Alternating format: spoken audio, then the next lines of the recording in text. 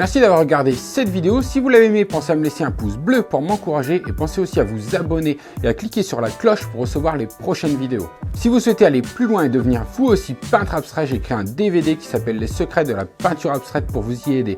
Et plus beau, c'est que vous pouvez obtenir ce DVD gratuitement.